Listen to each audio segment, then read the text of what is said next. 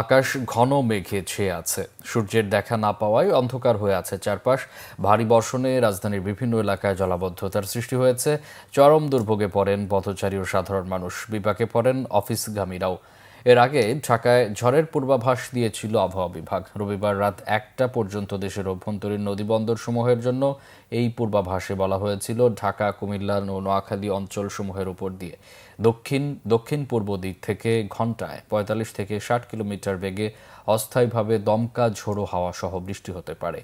রবিবার সন্ধ্যা ৬টা থেকে ১২০ ঘন্টার পূর্বাভাসে বলা হয়েছিল সোমবার খুলনা, বরিশাল ও চট্টগ্রাম বিভাগের অনেক জায়গায় এবং রাজশাহী, রংপুর, ময়মনসিংহ, ঢাকা ও সিলেট বিভাগের দু-এক জায়গায় অস্থায়ীভাবে দমকা হাওয়া সহ হালকা থেকে মাঝারি ধরনের বৃষ্টি, বজ্রসহ হতে পারে। সেই সঙ্গে সারা দেশের কোথাও কোথাও ভারী বর্ষণ হতে পারে বলে পূর্বাভাসে উল্লেখ করা হয়।